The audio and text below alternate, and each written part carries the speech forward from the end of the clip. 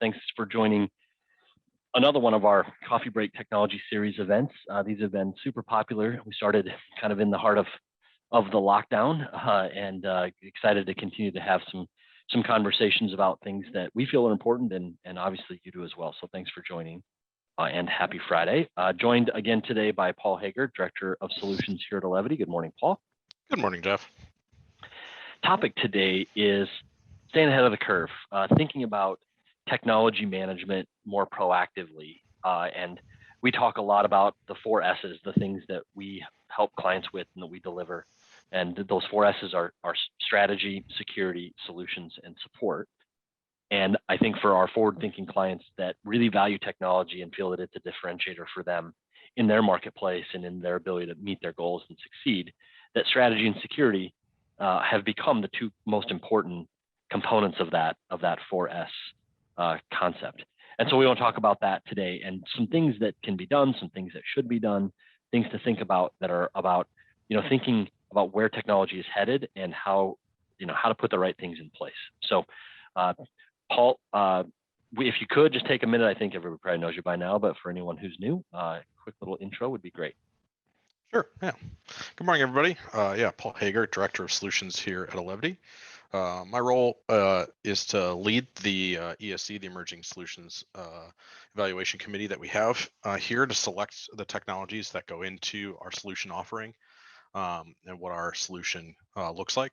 As a part of that, I oversee our BCIO group and our solution architects and our mid-market, as well as ultimately the service delivery staff and engineers that provide our technical services and customer experience. So have a pretty big group of really fantastic and talented individuals that I get the opportunity to work with every day. And we're challenged with, supporting several hundred customers' environments every day, and being, in many cases, their outsourced IT from level 1 all the way to that critical strategy and security piece as well.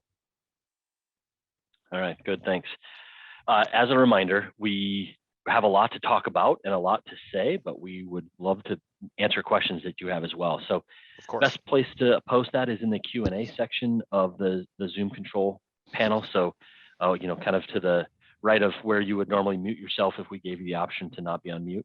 There's a little Q&A icon with 2 little kind of thought bubbles. Please post your questions there. We'll try to answer them throughout as they come up, or definitely right at the end. So, we talk a lot about security. We've spent a fair amount of time talking about strategy. For most organizations, they're about ready to wrap up their first quarter of the year. What are we seeing in 2020 and 2021 as it relates to some security issues and the things that people really need to be thinking about if they haven't taken really a strong step forward as it relates to security? That's a good question. I don't know if anyone on this call had a chance to join our Emerging Solutions webinar that we had earlier this week around a new attack vector that we're starting to see with Office 365 attacks, and really just highlights one of many evolutions to where the bad guys are going.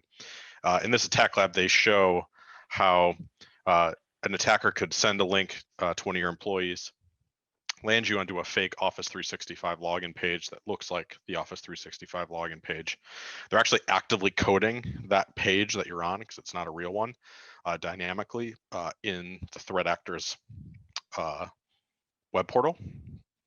And so they get your end user's username and password, and then they actually dynamically update the page using HTML5 to also request your 2FA code, so that your end user enters the 2FA code into that page as well. Bad guy turns to their other screen, logs in as your user with 2-factor, and then downloads a token to their machine, puts that into their cookie file that allows them to not have to 2-factor for another 30 days, and kind of gives the bad guys a 30-day window, even though you had 2-factor enabled into your Office 365 environment, impersonating one of your staff members. So it just highlights again, we've talked about it on a number of things. 91% of bad days start over email. So it's just another attack that we are hearing about in the wild, another variation. It really is another phishing attack, and so it not only does it show there's a need for security solutions, but it's identifying and hearing about these things, seeing it. That's really a big part of the value we provide, Jeff, is that we don't see it for one customer environment. We see across all, several hundred of our clients, gives us a view into what's going on in the industry and in the Midwest across a range of business sizes and types, that we can bring all that information together. And then myself and the committee that I manage, we get together and talk about those scenarios, and then make sure that we're always rebuilding our offering to be able to support people. I think that's something that sometimes gets lost in the shuffle of, should we just be reactive to IT, or can we do IT on our own? You can. Those are options, but there's a value that's hard to put your finger on to when you work with a managed service provider that has some depth and scale, that we just see more on a daily basis than what any one customer could even see. Yeah, and to your point about, can an organization manage this on their own? I mean, obviously there's lots of organizations that are managing it on their own, but the environment and the skills necessary and the kind of the vision, like you mentioned, of having the ability to see more of what's going on than just in one organization, has just become much more critical over the last, what would you say, 5, 10, 15 years, where things have gone from, they were complicated then, but when we look back now, a much more simple environment where you were more worried about speeds and feeds and connections than we were about protecting data, managing risk, ensuring that the business can continue if one of those disruptions could occur. Yeah, that's a really interesting point. I guess I've never really thought about it, but it has changed drastically over the last 10 years. Because you're right. I mean, well, even flip the page back further than that. You had to decide between a Wang word processor or the IBM word processor. Like, those were the decisions. One thing, one tool, one physical device, or another physical device. Well, it's gotten a lot more complicated than that. As we have evolved into cloud, and which cloud, what platform. I think there are some industry standards. A lot of people on the Microsoft, email platform, for example, but then it varies widely from there. I mean, we see trends in ERPs or accounting systems, but it really branches because each business now has options within software and cloud that are unique to their business. And that's really a big part of what my VCIO team provides that value around. They have that experience. They're in, 30 to 50 accounts. They see that variation and can provide advice that is based on real world experience. And everybody in that team has 10 plus years of IT experience. So they bring all of their own experience before they even came to Elevity, that from industry where they have seen different software packages and challenges and businesses change. And that's what you're getting fractions of with our group. That is really fantastic, and why our team, we do surveys after every one of our strategic business reviews within that group, and I have not seen the score, lower than a 9 out of 10 across this year. And it's our own clients telling us they see the value, and having an adjunct member of their team with the level of experience that our group has, helping guide those decisions. Yeah, and I use this analogy, or I screw these words up, but an analogy or comparison of what we're doing today, very much similar to what people lean on their outsourced legal counsel and tax advisor or accountant in much the same way, right? Most people don't have in-house counsel for two reasons. One is they don't have maybe the need for legal counsel all the time, but number two, they want to lean on a firm that has people with different disciplines and are experiencing different situations, and that can apply that knowledge to the specific needs of your firm and your organization. And I think we're seeing that more and more with technology management needing to have that kind of varied experience, varied exposure, and the application of that knowledge across several different organizations and different situations.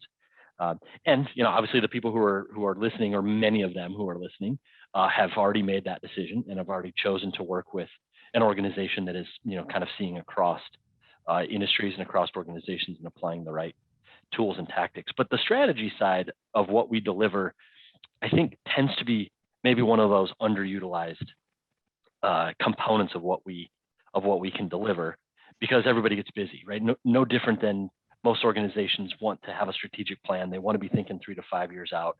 They want to go do those executive offsites where they spend some time thinking about what could be and what ifs.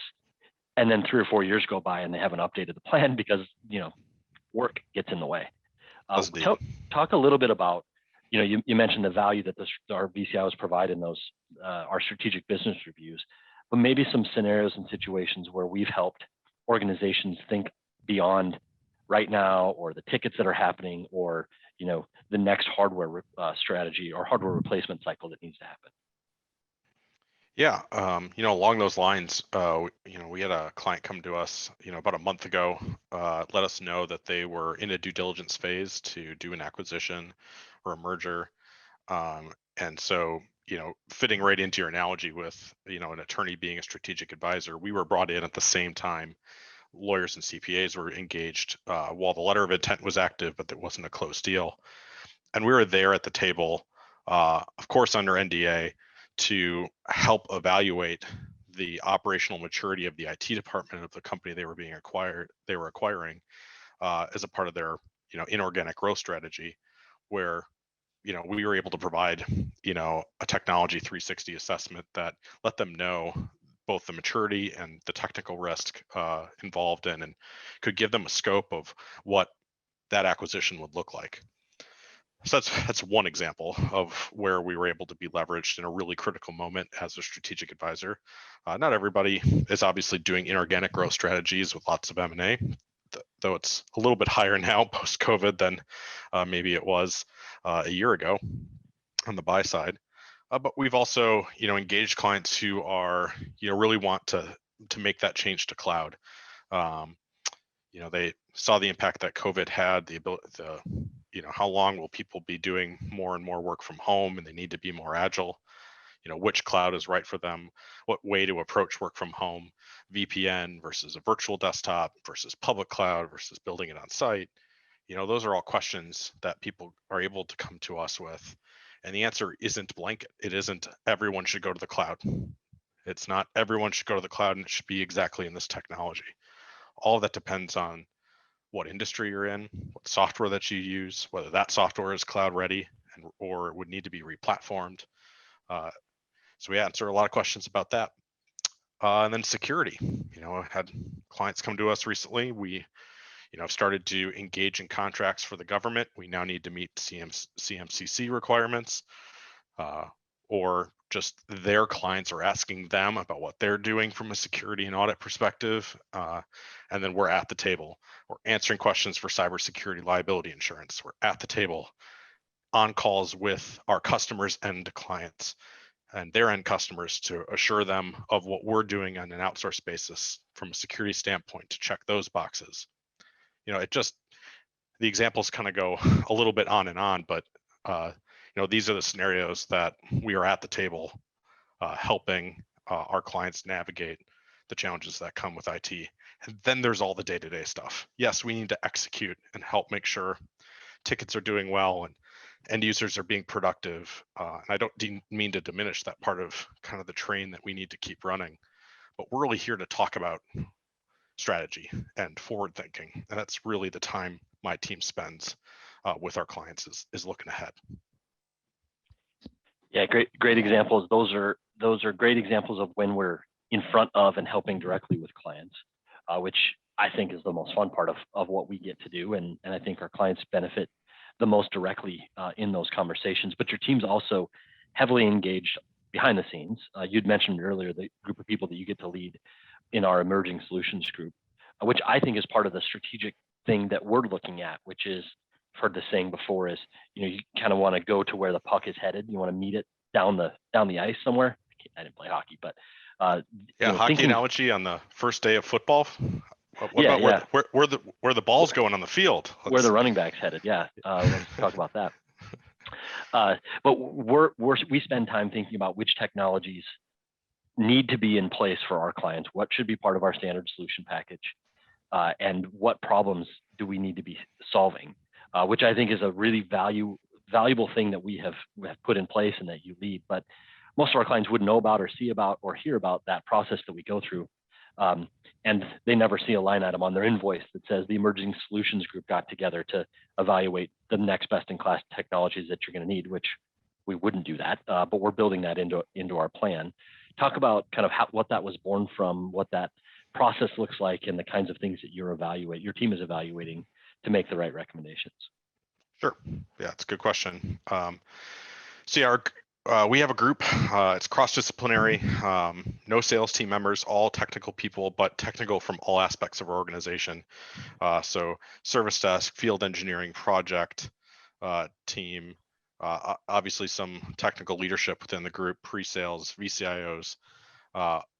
We have representatives across all parts of our organization, and that just provides different perspectives. We want technical perspectives because it's about what is the right technical solution for our customers. It doesn't mean that we don't take into account obviously the price of things and whether that's on par with what we think the market justifies for a given solution. We certainly do vet out pricing scenarios for also on behalf of customers, so that we don't kind of bring to the market things that are enterprise priced, enterprise solutions, but still at enterprise pricing that hasn't broken down into the SMB market yet. But we're looking at obviously the technical acumen, the client impact in a positive way that it would have on our clients' organizations.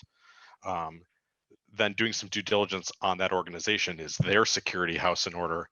Is their business house in order? Do they have the right support tools? Do they have the right go-to-market strategy? Because we need partners that are going to be around for the long term, and that's part of what our clients expect of us, is to have vetted any solution that we are bringing into the fold.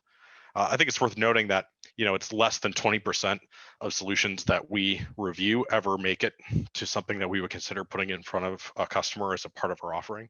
So the cutting room floor is pretty big, and that's by design, right? If it's not big, that means we're not being innovative enough. We're not looking at enough new things and really rejecting enough on behalf of our clients. And it'd be hard for people to replicate this. I think we under the Gordon Flesch name, certainly carry a certain amount of name recognition in the industry. And so when we say we're ready to evaluate you as a potential offering, those organizations tend to come with, their best people to really, try to get in front of our group and put their best foot forward. And a lot of times we're saying, we just evaluated a new cybersecurity solution a couple of weeks ago. They're a young company. I think they have some interesting things going on. They're just not ready yet. The technology just hasn't gotten evolved enough yet, and they need to get through some software cycles. We're not going to move something into our clients' production environments on the promise that 3 months from now this feature will be developed. We can't bank on that, and you shouldn't as clients, and we vet that stuff out for you. So that's just an example of kind of what the group is and how we look at technologies kind of from a full circle, not just the technology itself. And that's why what you will see come through us, I think, as an organization, is innovative solutions that are a little bit into the leading edge of the curve, but not bleeding edge, not just taking the newest technology that has ever hit the market, because we are taking some steps to evaluate whether they're really mature enough and are going to be around, and all those sorts of steps that I think are really important. Yeah, I agree. And it's been fun to kind of sit back and watch this group go to work and come back with some recommendations and solutions. And oftentimes after all of that due diligence, it's not the thing that we thought we would be recommending or that would come out of the group, because you find something that, isn't ideal. And I think that many of our clients need to remember that they have access to that VCIO to run through some of those things on solutions that they're considering. Yeah. We just went through a similar situation where we were about to move forward with an organization to help build a piece of software for us. And, you raised your hand. You said, hey, by the way, should we maybe evaluate whether this is the right kind of organization with the right security things in place? Because at the end of the day, they're going to have the keys to some pretty important information. And a couple phone calls later, you recommended that we not utilize them. And we're in this business. So, everybody kind of is gets caught up in the speed of making decisions and time to move forward because you've got outcomes that you're trying to accomplish. And our team is here to help. If you're part of one of our managed programs, that's part of what you pay for. And so engaging that team, saying, "Hey, we're about ready to make a decision. Is there anything we should be thinking about? Does this align with our technology roadmap? Are there things that we should be, maybe pumping the brakes a little bit on before we move forward and get that kind of stamp of approval?" Is I think a great thing that we have available and probably often underutilized. Yeah, we're here to take on questions. We're all geeks at heart, and we love questions about technology. We also love questions about business. Is this the right business decision for us to adopt cloud, and what would the financials of that look like if we grow, or what if we grow and have to contract in a year, which are things people are asking in a post-COVID world, is how dynamic can my expenses be? Those are business and structure and strategy questions, and we want to be at the table for those too. Really, if it touches the area of technology or security, or if you plug it into the network in any way, we want to be a part of it, and maybe even some more than that. So it does go underutilized a little bit, and I think it can end up feeling tactical. Like our strategy team here is to help you with the strategy of managing tickets. Actually, we have a great operations and client success team that really manages that operational side. We want to wrestle with the questions about how you see IT being a strategic weapon for your organization into the future, and that could be your question. You can absolutely come to us and say, our industry, how do you see other organizations adopting technology that has made a difference in their bottom line? Awesome. That's a fantastic question. That might feel big and open-ended, but we're open to big and open-ended. And we want to wrestle with those challenges with you. That's okay. You don't have to have something super, super tactical.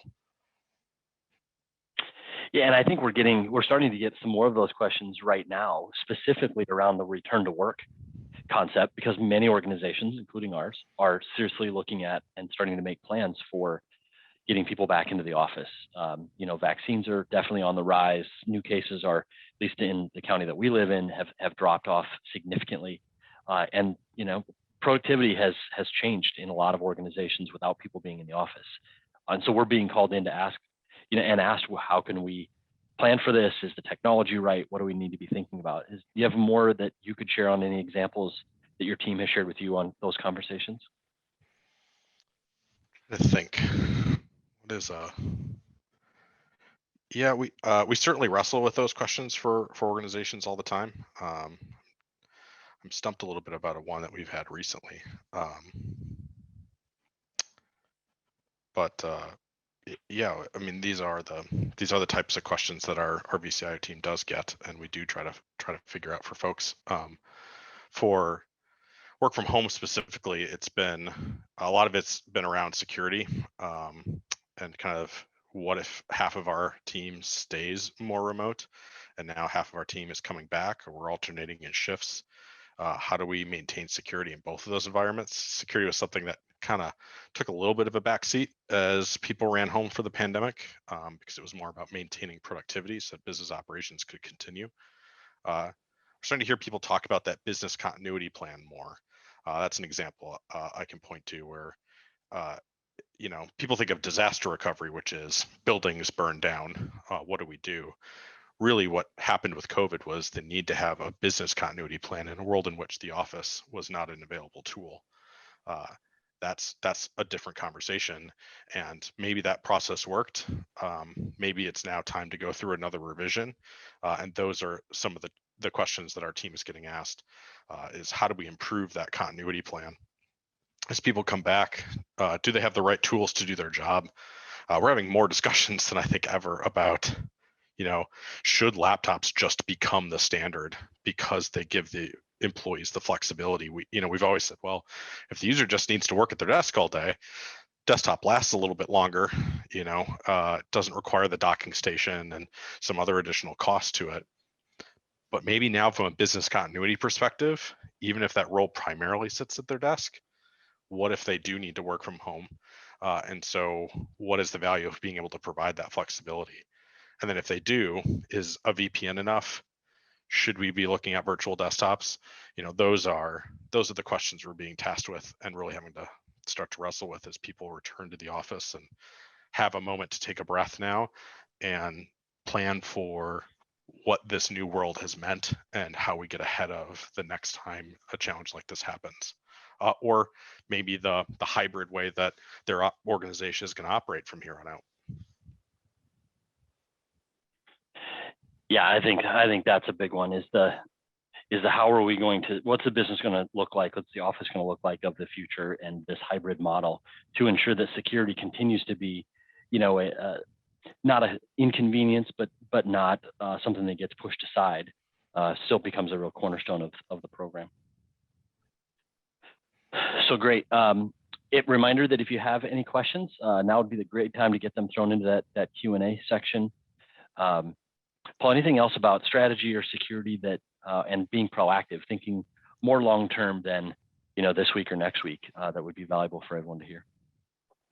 Yeah, I encourage people to ask questions as well. I think the discussion's been good, but want to hear directly from folks too. And if not now on this call, certainly engage your team here at Elevity in some way, and we'll help you on an individual basis too. I think the data is continuing to show that security continues to be a challenge. The pandemic has also brought rashes of phishing attempts that are revolving around the COVID-19 vaccine and other return to work functions. The bad guys are aware of that. They're also ramping up the amount of phone calls that they're making to do voice-based phishing. Lots of fake attacks at the supply chain. So going after your vendors, trying to get them to change payment details and accounts. So your circle as a business of what is going to impact your business from a security perspective isn't even just your organization. It's also the organizations that are directly in your next circle. So if you outsource IT, accounting, legal, insurance, a lot of those things are almost always outsourced. And those organizations, if their IT is compromised, it means they'll be able to send very directed attacks towards your organization. If they have either send or receive, push or pull, ACH or other deposits, it provides that next circle of risk, and those organizations certainly watch for that. The bad guys also watch for changes in the business climate. So if you are going through a merger or an acquisition, and there are news and press releases about that, they read those and ramp up attacks when it comes to particularly phishing attacks to try to catch people.